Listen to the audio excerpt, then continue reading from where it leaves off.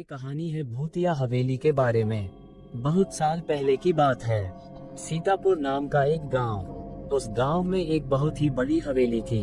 वहां सिर्फ भूतों का ही वास था। जो भी उस हवेली में जाता भूत उसे मौत के घाट उतार देता था और उसके कटे हुए सिर को बाहर रास्ते में फेंक देता, ताकि लोग समझ जाए कि इस हवेली पर सिर्फ मेरा राज चलेगा और किसी का भी नहीं। इसी डर से लोग वहां कभी नहीं जाते थे और इसलिए उसे खूनी हवेली भी कहा करते थे। उस हवेली में रहने वाले भूत ने इतना दहशत फैला रखा था कि लोग उस हवेली के आसपास भी जाना नहीं चाहते थे। यहाँ तक कि भेड़ बकरी भी अगर गलती से घास चरते चरते वहां पहुंच गए तो वो भी तुरंत अपना दुम दबाकर भाग जाते थे, क्योंकि वह भूत जानवरों को भी नहीं छोड़ता था। एक दिन अमावस की रात थी। आसमान में बहुत बादल घिरे हुए थे और बारिश भी जोरों की हो रही थी। उसी गांव के 3 दोस्त राजू, शिवम और दीपक उसी रास्ते से स्टेशन जा रहे थे। उन्हें शायद उस हवेली और उस रास्ते के बारे में कुछ पता नहीं था।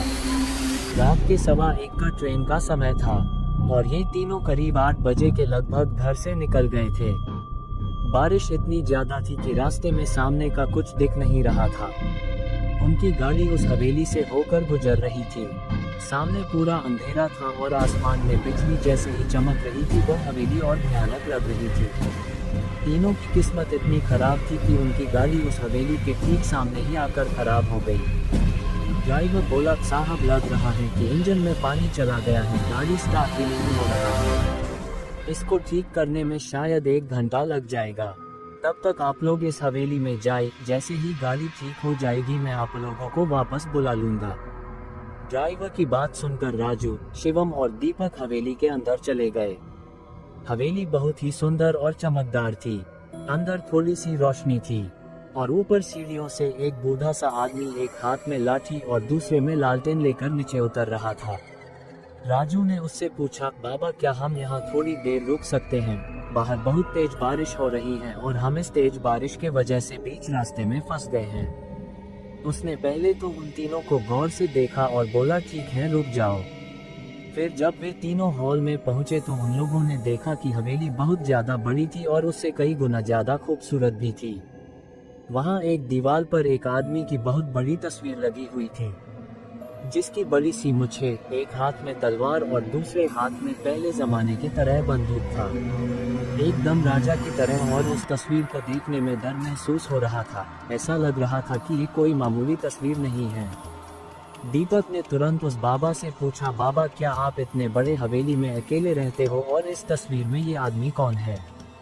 बाबा ने दीपक से आंख मिलाकर कहा, ये इस घर का मालिक थे जो कई साल पहले इनकी मौत हो गई और मैं इनका रिश्तेदार हूँ और इस हवेली की देखभाल के लिए आता जाता रहता हूँ। आज बारिश की वजह से मैं भी घर नहीं जा पाया। चलो मैं तुम लोग को कमरा दिखा देता हूँ। राजू, शिवम और दीपक उसके पीछे पीछे चल दिए। वे लोग सीढ़ी के सामने जैसे ही गए तो ऐसा लगा कि कोई उन्हें छुपकर देख रहा है। फिर उन लोग ने अनदेखा कर दिया। कमरे तक जाते जाते अचानक उन लोग की नजर वापस राजा की तस्वीर पर पड़ी। थोड़ी देर के लिए उन्हें ऐसा लगा कि उसके हाथ और सिर हिला। शायद सबका वहम था या सच, पता नहीं, लेकिन ये सब देखकर उन लोग थोड़ा डर गए थे। फिर वो बाबा उन सबको एक कमरे में लेकर गया। फिर उन लोगों ने अपना अपना सामान रखा और सो गए। वे लोग इतना थक चुके थे कि बिस्तर पर लेटते ही नींद आ गई। रात के शायद 12 बजे का समय हुआ होगा, तभी शिवम अचानक चिल्लाने लगा। उसकी आवाज सुनकर उसके दोनों दोस्त जग गए और उससे पूछने लगे, क्या हुआ भाई, तू इतना जोर से क्यों चिल्लाया? फिर शिवम बोला, मुझे एक बहुत डरावना सपना आया था। मैंने देखा कि उस फोटो वाला आदमी हम तीनों को मारने आया है। शिवम की बात सुनकर राजू और दीपक को मजाक लगा, इसलिए उन दोनों ने उसे समझाया और दोबारा सुला दिया और खुद सो गए। फिर थोड़ी देर बाद बिल्कुल वही सपना राजू और दीपक को आया। इसके बाद तीनों डर गए। अब उन लोग को इतना तो समझ आ गया था कि एक ही सपना हम तीनों को नहीं आ सकता। इस हवेली में कुछ तो गड़बड़ है। शायद ये कहीं भूतिया हवेली तो नहीं है। दीपक ने जल्दी से जाकर दरवाजा खोलने की कोशिश किया, लेकिन वो बाबा बाहर से दरवाजा बंद करके चला गया था। अब उन लोग को समझ नहीं आ रहा था कि क्या करें। डर के मारे सबको जोरों से प्यास लग रही थी। साथ में पानी लाए थे, लेकिन एक ही घुट पीने में सब पानी खत्म हो गया। फिर तीनों खिड़की से आवाज लगाने लगे, लेकिन बाहर से कोई जवाब नहीं आ रहा था। दीपक ने अपना मोबाइल उठाकर फोन करना चाहा, लेकिन वहां नेटवर्क ही नहीं था। सब कुछ बहुत अजीब हो रहा था। अब उनके साथ आगे क्या होने वाला था, ये किसी को नहीं पता था, लेकिन उन्हें समझ आ गया था कि वो बहुत बुरी तरह से फंस गए हैं। पूरा एक दिन और एक रात बीतने के बाद उनके कमरे का दरवाजा खुला। बाहर पूरा सन्नाटा था और जो बाबा उनको मिला था उसका भी कोई पता नहीं था। जैसे ही दरवाजा खुला, तीनों पागलों की तरह दौड़कर कमरे से बाहर निकले और हवेली से बाहर निकलने का रास्ता ढूंढने लगे, लेकिन बाहर जाने का कोई रास्ता नहीं था। फिर सब लोग ऊपर चले गए और वहां से नीचे कूदने का सोचा, लेकिन हवेली इतनी ऊंचा था कि उन लोग का हिम्मत ही नहीं हुई। उदास होकर सभी वापस नीचे आ गए। सबको बहुत तेज भूख और प्यास लगी थी। सब जगह देखा, लेकिन उन्हें न ही कुछ खाने को मिला और न ही कुछ पीने को। नल तो था, लेकिन उसमें पानी नहीं आ रहा था। सब थक के एक जगह बैठ गए और अब क्या करें यही सोचकर एक दूसरे से पागलों की तरह बर्ताव करने लगे। थोड़ी ही देर में शाम हो गई और उस हवेली के अंदर एक शैतानी माहौल बनना चालू होने लगा। थोड़ी देर में अंधेरा हो गया और तीनों दोस्त आपस में लड़ने लगे।